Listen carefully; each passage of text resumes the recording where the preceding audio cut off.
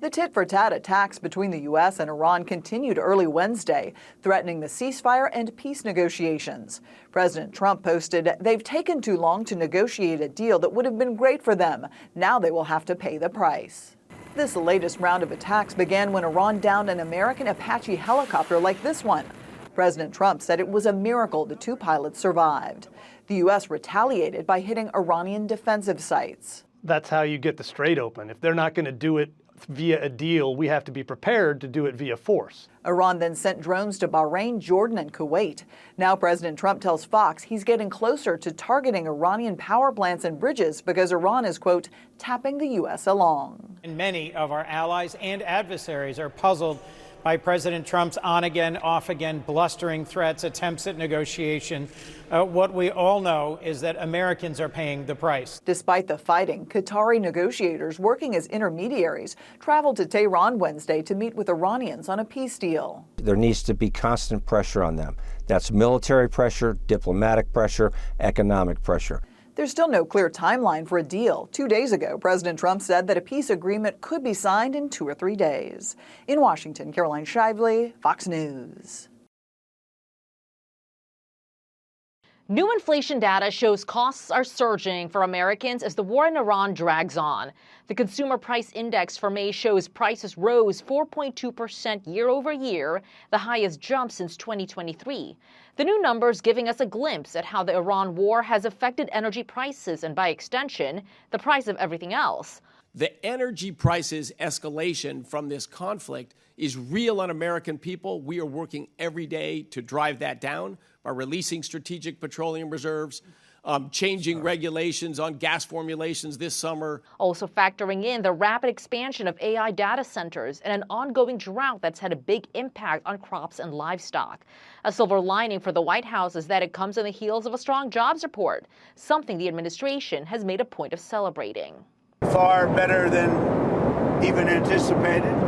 They anticipated pretty good, but they had no idea it was going to be that. Too much emphasis is placed on inflation.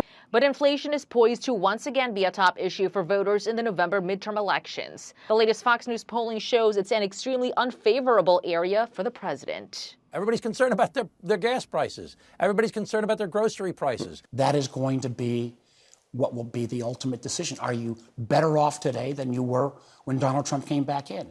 The Federal Reserve meets next week to vote on whether to change interest rates. While President Trump has pushed for them to come down, persistent inflation might make that tricky. In Washington, Mala Rivera, Fox News. This morning, I'm thrilled to sign the Secure America Act to immediately and fully fund the Department of Homeland Security through the end of my term. So we won't have that to be talking about anymore, Lisa. No, we will not, sir. We'll give the heroes of ICE and Border Patrol, and that's what they are, they're heroes, what they have to go through to keep us safe, the support and resources they need to defend our borders, protect our homeland, and to keep America safe.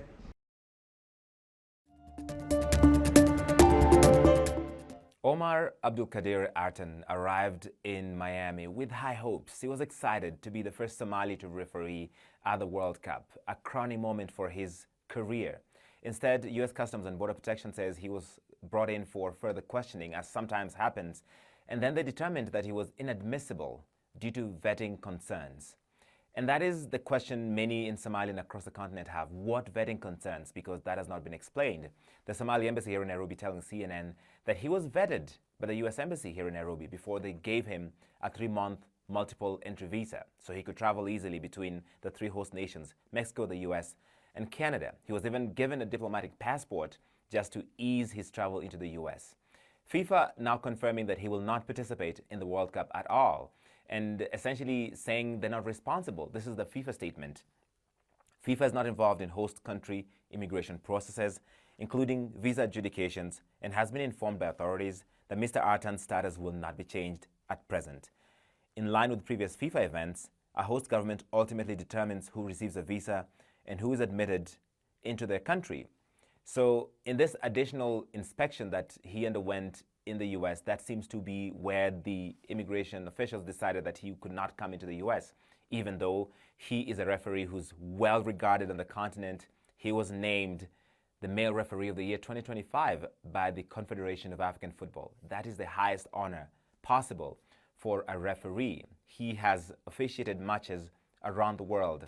This would have been a crowning achievement for a young man, just 34 years old, from Somalia, who has overcome so much adversity to officiate at this, the highest level for soccer in the world. The Somali authorities saying that they unsuccessfully tried to negotiate with both FIFA and the US authorities to allow him to come in. That didn't work out. And so he will not be participating in this World Cup. And people see this in context. Somalia is one of the 39 nations under President Trump's sweeping travel ban, but he would have qualified for an exemption because it's participating in the World Cup. But also, this referee's inadmissibility is taken into context with many other African fans from Senegal and Morocco, other parts of the continent, DRC, saying they had visas denied, and comparing to how easy it was to go to the World Cup in Qatar. I was there. It was very easy. As soon as you had a ticket confirmed, Qatar allowed you to come into the country. You didn't even have to speak to an immigration officer. Scan, you're in. So that is why so many people are criticizing FIFA. Gianni Infantino, the FIFA boss, said last year that everyone would be welcome in this World Cup. But for many Africans, it feels Africans not so much. Larry Medowo, CNN, Nairobi.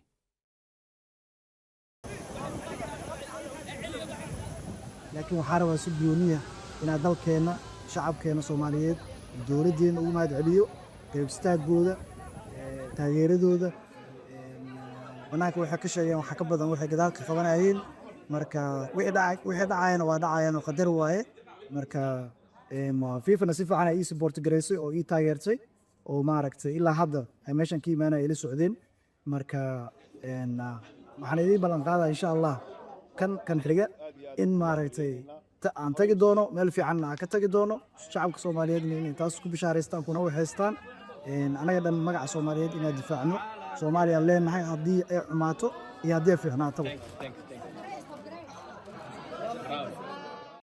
Just a few miles from where the final match will be played, there's a street in New Jersey that has already caught World Cup fever. We're on Leo Messi Way, an intersection in Berkeley Heights that will carry the Argentine superstar's name throughout the tournament. Carolina, where did this idea come from and how was it approved? Yes, it's almost a miracle. We thought it was a good idea. So I just followed the steps. I went to the town, which is right across the street from us, and talked to different people. And it was finally approved after a few months. What does it mean to have the name of Leo Messi and right outside your restaurant? Yes, well, I think we connect with Messi in a different way because we are both immigrants.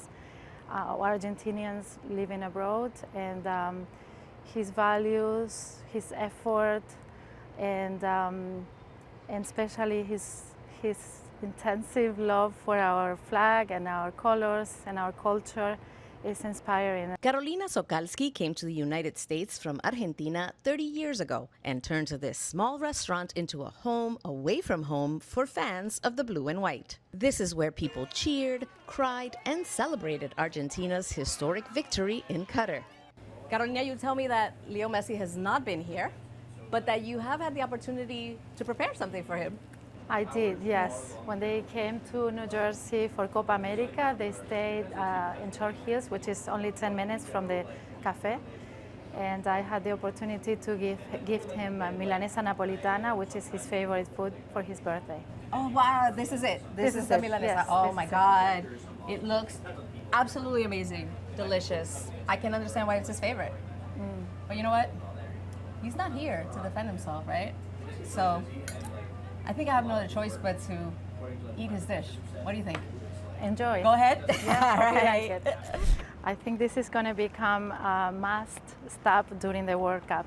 Yeah, people is coming, they take the train, they drive, stop, take a picture. If he were to show up here today, which we hope he does one day, and ask you, why did you do this? What would you tell him? Yeah, well, because we love him and because he deserves this and much more. Just come, we love you.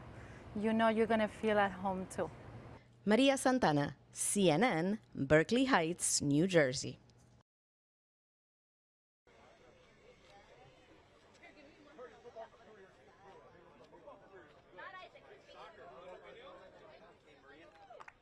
And we represent 2,000 dishwashers, cooks, servers, and bartenders who work at SoFi Stadium.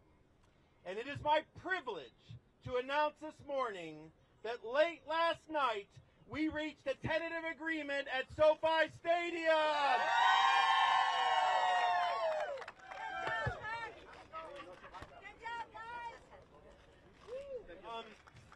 Tomorrow, Wednesday, workers will ratify the agreement. So we are going to save most of the details until after the vote. But I can say that this is a historic agreement.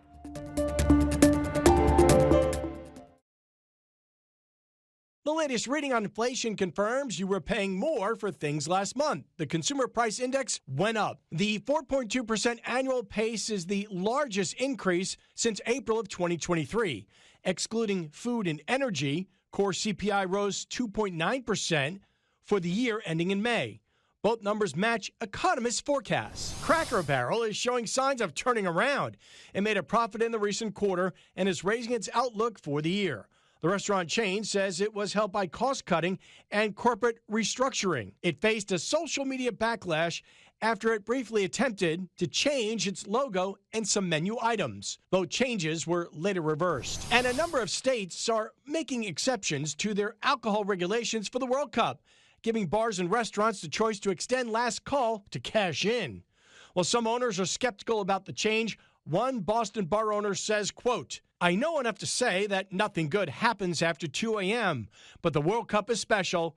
If we're ever going to do it, let's do it now." Be sure to catch the FIFA World Cup 2026 on Fox and FS1 and stream live on Fox 1 starting Thursday. Team USA's first match against Paraguay is on Friday. CJ Papa, Fox News.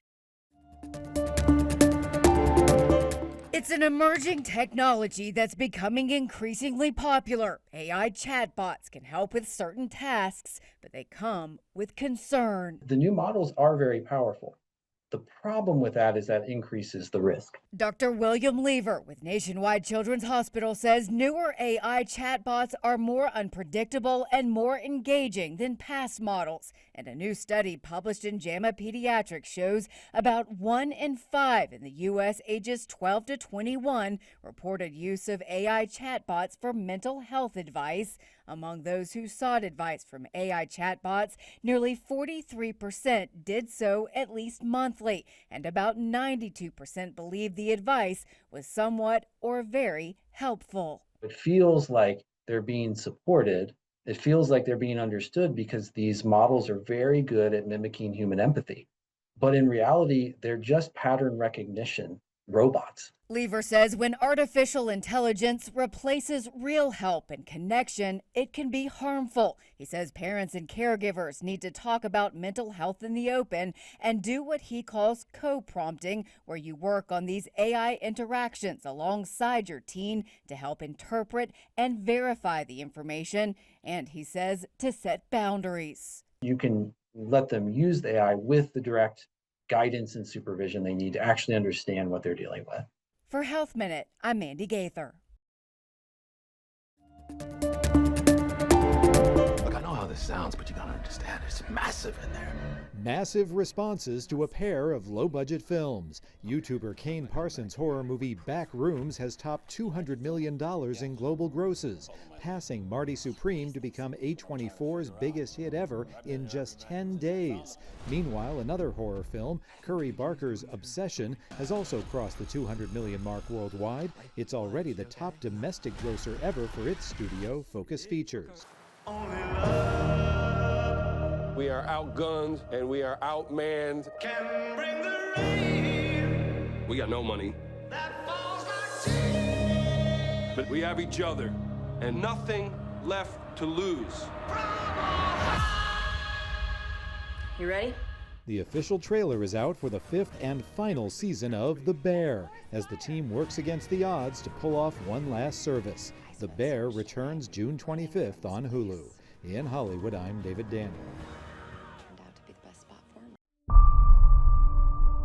What did you steal? Secrets. The data they paid me to protect. Emily Blunt and Josh O'Connor work to reveal what powerful forces want to keep hidden in Steven Spielberg's Disclosure Day. Like all sort of great Spielbergian protagonists, they're usually in situations where they're way over their heads and they're kind of white-knuckling it through.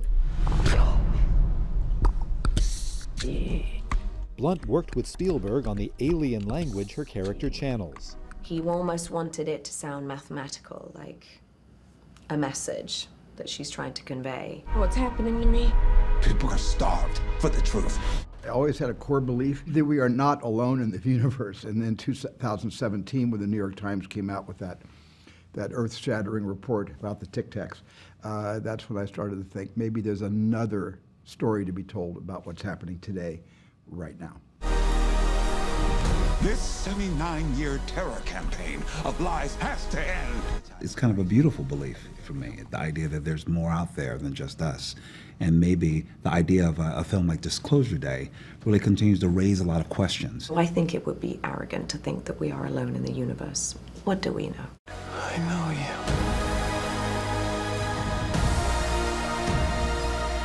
I know you too.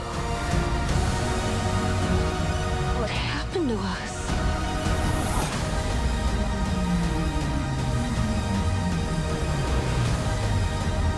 In Hollywood, I'm David Daniel.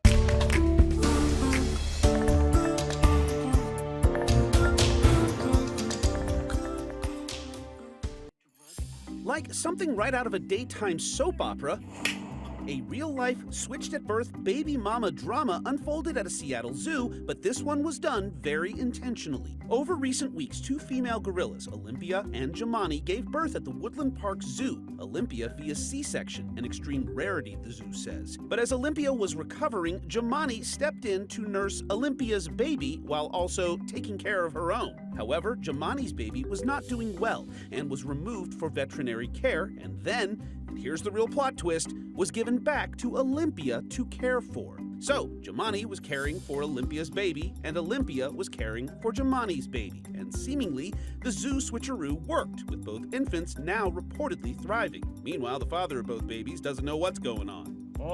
It may seem confusing, but according to the Seattle Times, a zoo spokesperson says it's not unprecedented, saying because of gorillas' social lifestyles, surrogate care is not uncommon, and added, regardless of the caregiver switch-up, the priority is raising healthy social animals.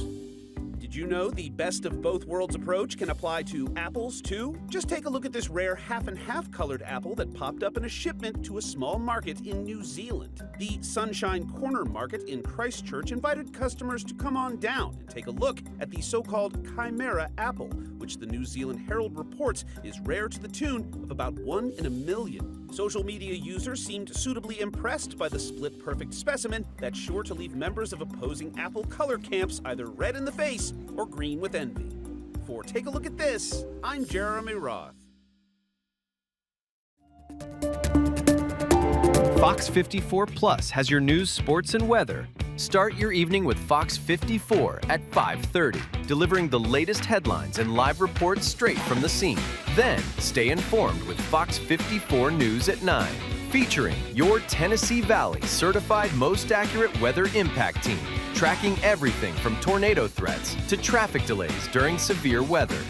Fox 54 Sports Extra brings you more of what sports fans crave, with deeper insights, expert analysis, and all the action that matters most.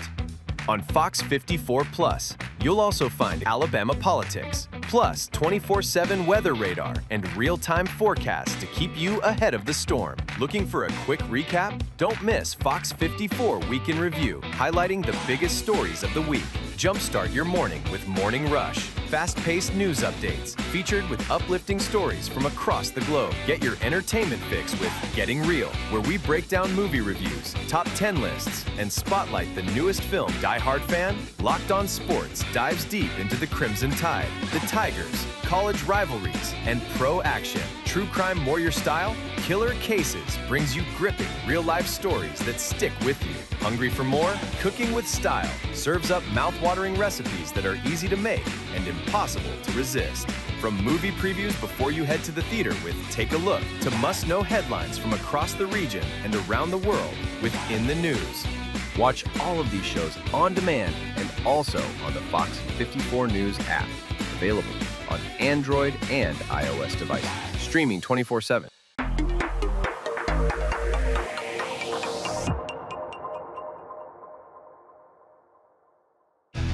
There's more to Fox 54 Plus with the Locked On Podcast Network.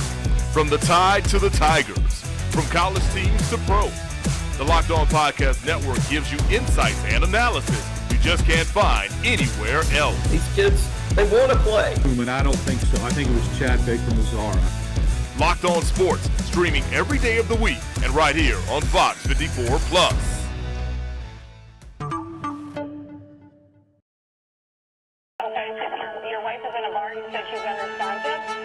This is what he's going to tell you. He's trying to find the first place to put a body. No, sir. The only thing they could do was kill him. The jury and to find the defendant